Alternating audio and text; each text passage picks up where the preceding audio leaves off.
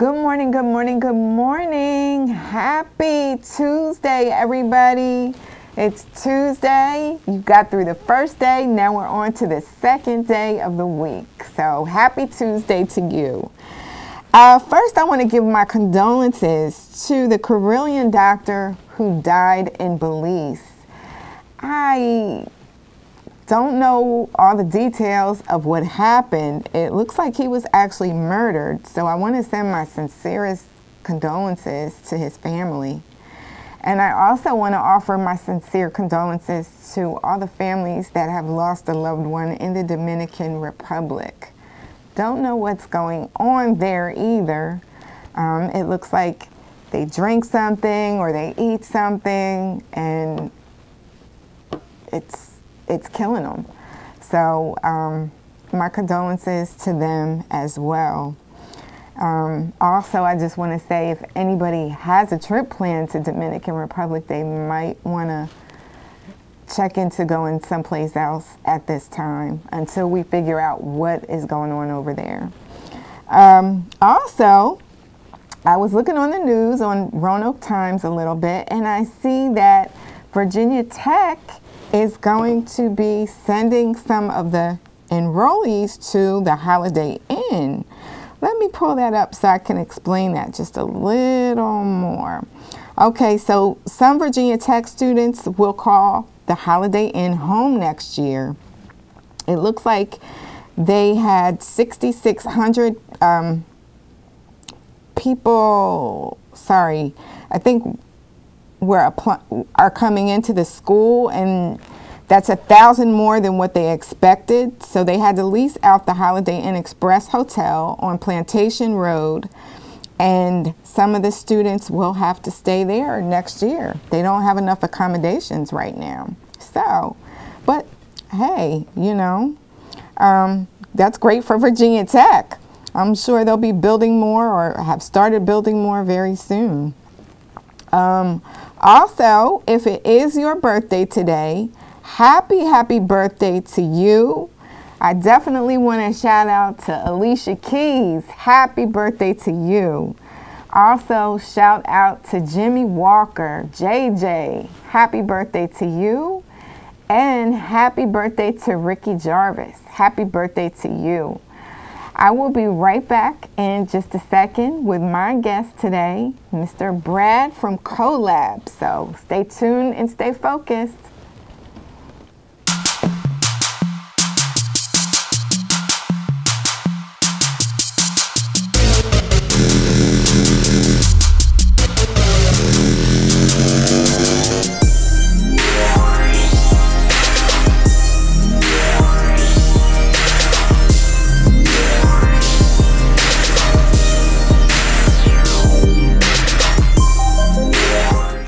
These people might look similar to you. Some are patients, and some are volunteers. A lot of people without insurance are unsure where to turn. At Bradley Free Clinic, physicians, dentists, and others volunteer to provide free services to people who need them. A healthy community depends on everyone. If you don't have insurance, we can help, because we bring together great health providers and the people who need them.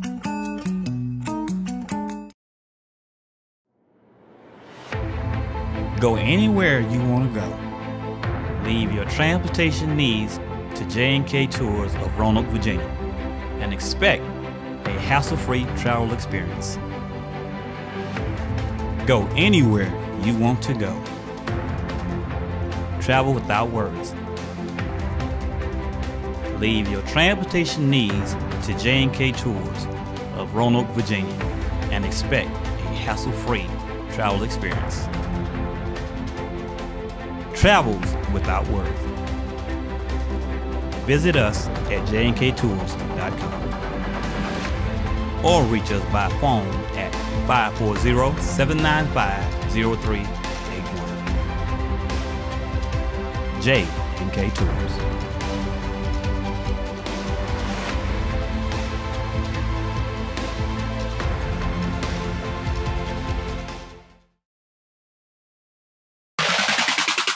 Faith for a Cure has a fourfold mission rooted in the cure. We care about the cause. We unite people with people. We partner with researchers in order to provide the most current information for persons living with sickle cell anemia in order to educate and spread awareness about this disease. Learn more about sickle cell anemia at www.faithforacure.org.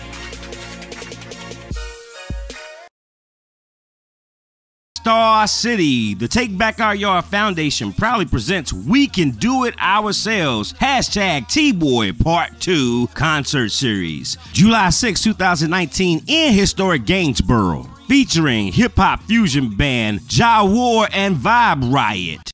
Grammy-nominated reggae artist Dazzy Hyson.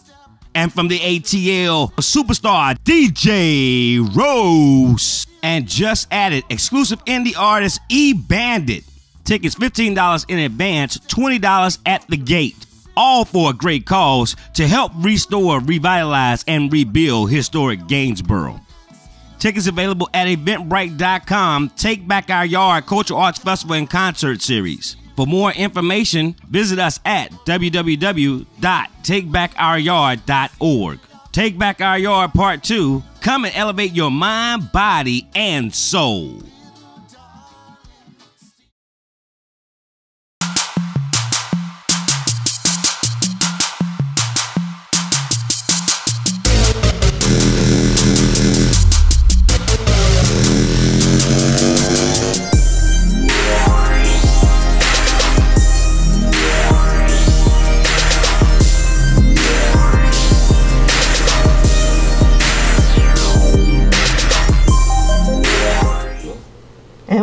We're back, and I have my guest with me today. Please welcome Brad Stevens, director of the CoLab. Hey, Brad. Hello. How are you? I'm doing well. Thank you for having me. Of course. Well, we met last week at the entrepreneurial mindset class. So it was a great class. What did you get out of it? Well, there's a lot to get out of it. You know, I have said this, and people make fun of me for saying this all the time, but, you know, I know a lot of folks in Roanoke, but when I go to the mall, I never know anybody when I go to the mall. I've always wondered, how do you get these folks engaged? How do you get them doing things? When they have an idea at the dining room table, how do you get them to go out and do those things? And I think this really focused a lot on that. How do we get engaged, that next group of leaders that can take us to that next step in some ways? Absolutely, absolutely. And I loved how, you know, we found something that we wanted to tackle, you know, how community issues, we found something, we had groups, we found something we wanted to tackle.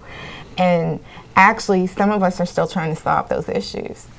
Well, it's really about, I think, demystifying some of those challenges in some ways and giving us the power back to solve them. And don't get me wrong, like, I think government plays a very important role in solving a lot of our problems, but they can't do everything, and we have to step up and do some stuff ourselves. Exactly. That's the importance of community. Absolutely. Right? So what you do, talk to me about it. Talk to me about the CoLab. So the CoLab is a co-working space in the Granite Village area. We have about 160 members, individuals, about 100 businesses that operate out of there in some form or fashion, whether it be remote workers or startups or you know, branches of companies, whatever it might be. All different kinds of folks in there, and we're always looking for new folks to come in and support. We do some programming around what our members might like. We also do some networking stuff so that members get to know each other, and it's always fun to see how they collaborate and do things together. And we try to just create an environment of energy around innovation and enthusiasm around ideas. Okay. So tell me some of those programs that you have at the CoLab, because I know I hear different things and you got to get to the CoLab for this or got to get to the CoLab for that, and I keep missing them. So talk to me about some of the programs. So at our very basic, we offer space. And, you know, unlike some other spaces, like Roanoke, unlike many communities, is not space poor. That there's a lot of space in Roanoke, a lot of rental space that you can available, and you can get pretty inexpensively, but we're trying to provide something above and beyond that so that you can come in, you have a network that you're plugging into when you come in, that you have a number of connections that you're plugging into through me or through whoever else might walk through the door, but also that we're providing some added value-added stuff as well. So that, say you are starting a business, we can provide you a space for free and connect you to whatever resources you might need.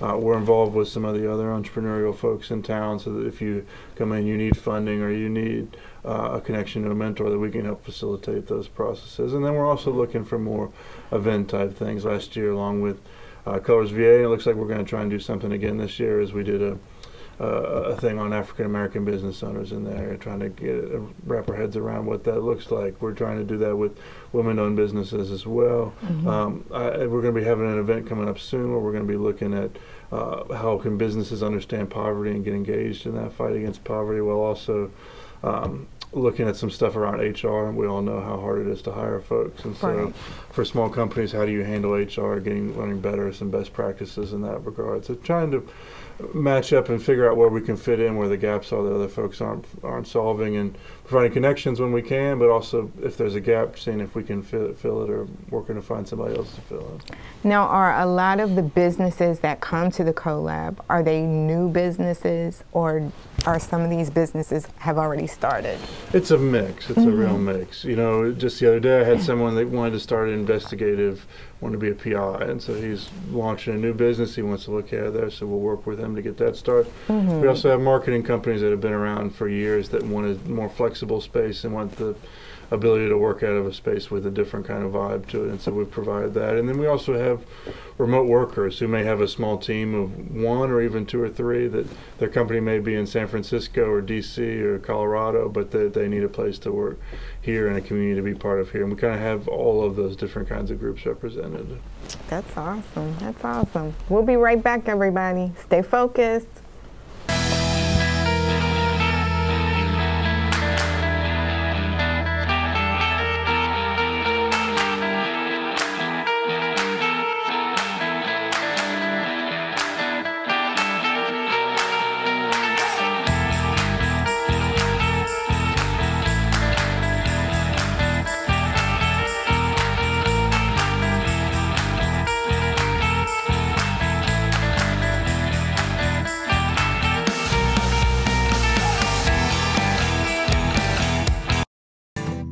When you partner with Bank of Botetourt and Virginia Mountain Mortgage, you're helping shape the town you love. It's where you live, your culture, your favorite things that all come together to make it more than just buildings. It's your home. We've been part of your community since 1899. Our local lenders are your neighbors, and we're here to take care of you, your home, your neighborhood. Bank of Botetourt and Virginia Mountain Mortgage. Hey, it's your boy DJ Complex, Take Back Our Yard Foundation. Our mission is to welcome opportunity through innovation and enterprise in an area that taught us how to overcome adversity with resilience and integrity. Having a dream that bridges all walks of life to gain a better understanding of the Black American experience while embracing inclusion that adds to the prosperity of Roanoke as a whole. Make sure y'all come out each first Saturday for the Take Back Our Yard Cultural Arts Festival and Concert Series, June 1st, July 6th, and August 3rd.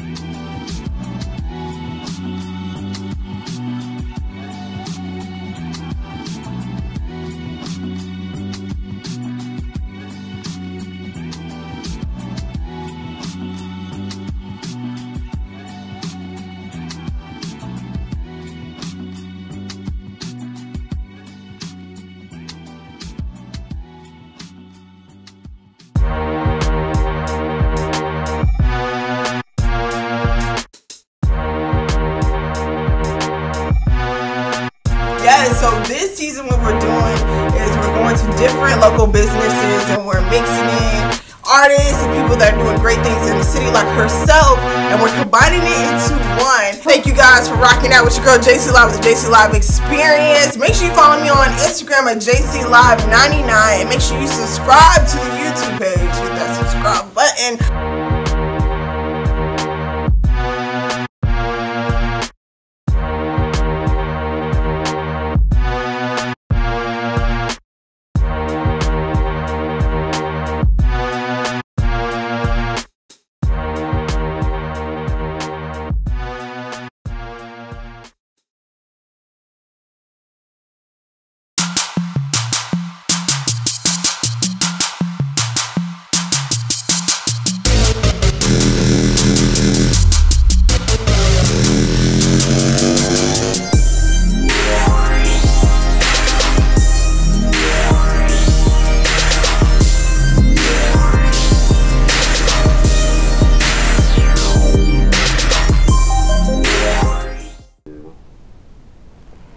we're back.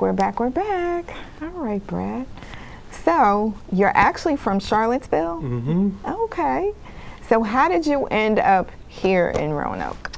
So I've been all over. I went to school in Kentucky, lived in D.C. for a while, lived on the eastern shore of Virginia, which is a very interesting place. Was in Charlotte most recently, where my wife's family is, and hated it. So we moved back up here for me to go to graduate school at Tech.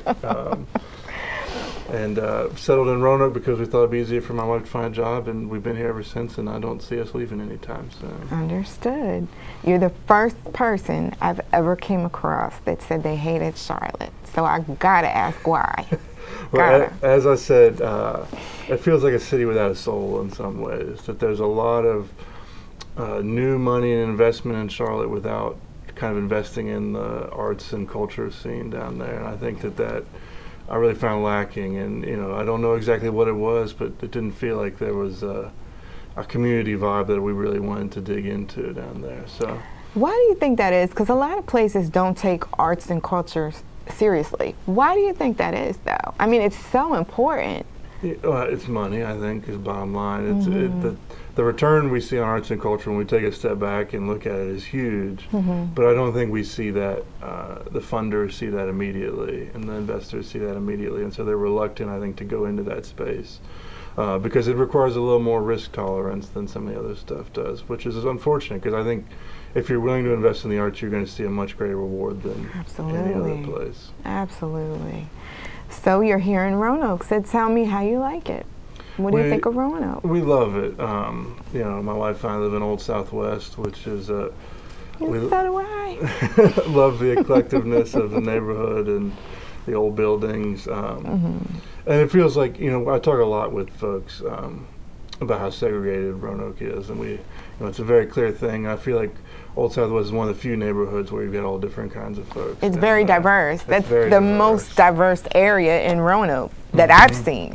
Yeah, absolutely. And so it reminds me of being in D.C. when in D.C. you were just around different kinds of folks all the time, and you come to Roanoke, we could live in some place in Roanoke where we wouldn't see someone that looked different from us at all, and now we love being in a place where it's vibrant, and that may mean that there's more stuff happening that we didn't enjoy. My neighbors may be dealing drugs, but that's all right.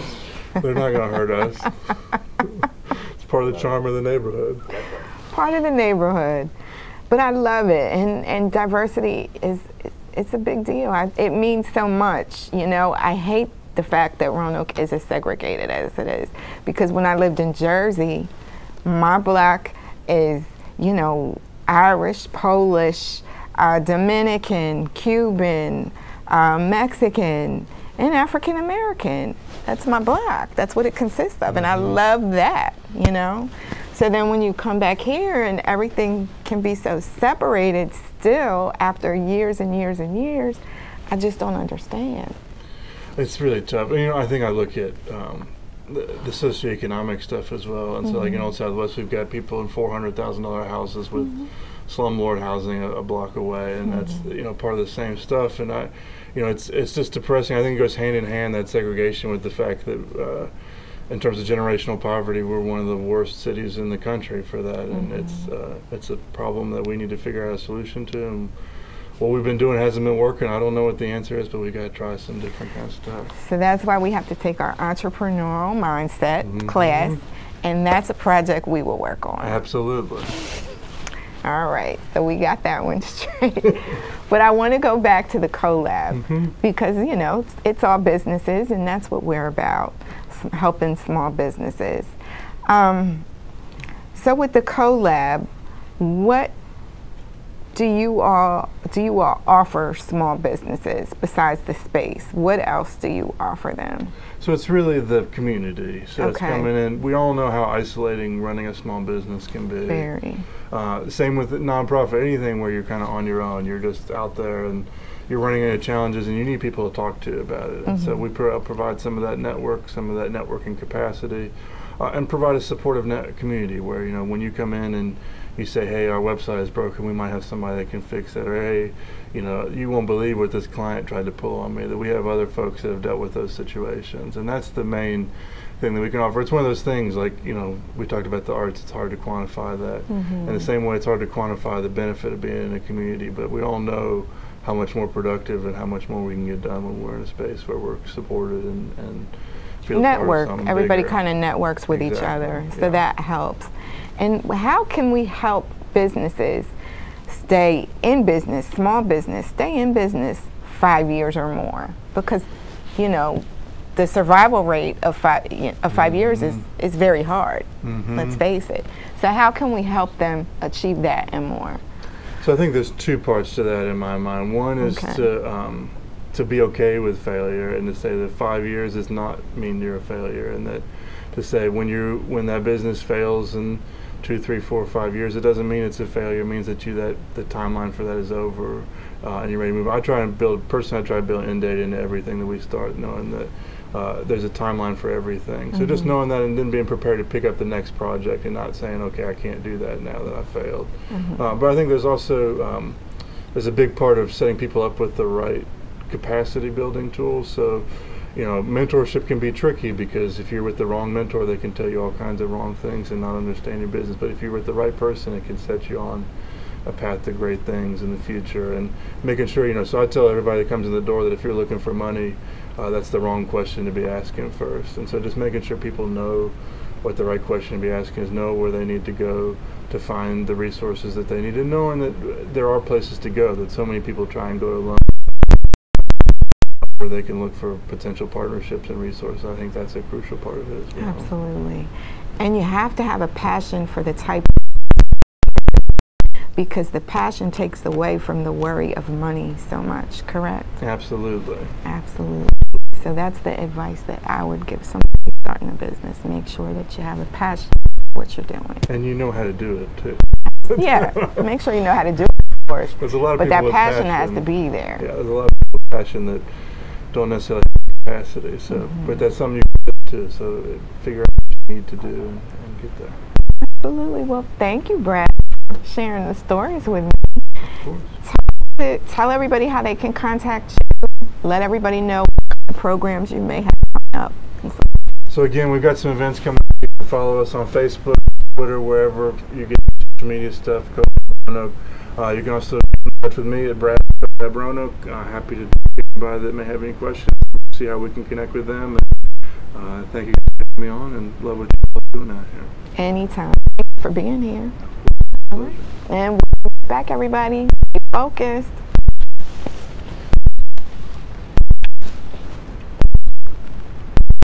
Apple Ridge Farm offers wonderful facilities ideal for weddings, corporate retreats, church retreats, family reunions, and even birthday parties. For a unique and unforgettable lodging experience, call or visit appleridge.org to schedule your next event at Apple Ridge today.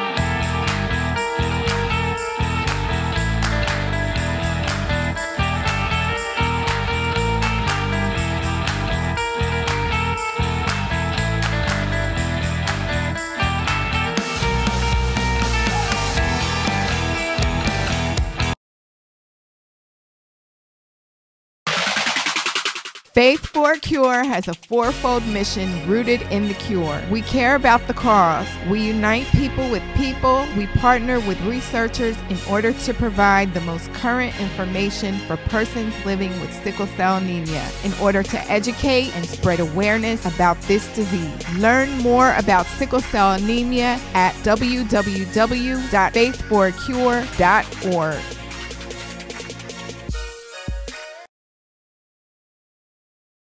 Star City, the Take Back Our Yard Foundation proudly presents We Can Do It Ourselves hashtag T-Boy Part 2 concert series. July 6, 2019 in historic Gainesboro, featuring hip-hop fusion band Ja War and Vibe Riot, Grammy-nominated reggae artist Dazzy Hyson, and from the ATL, superstar DJ Rose. And just added, exclusive indie artist E-Bandit. Tickets $15 in advance, $20 at the gate. All for a great cause to help restore, revitalize, and rebuild historic Gainesboro. Tickets available at Eventbrite.com. Take Back Our Yard Cultural Arts Festival and Concert Series. For more information, visit us at www.takebackouryard.org. Take Back Our Yard Part 2. Come and elevate your mind, body, and soul.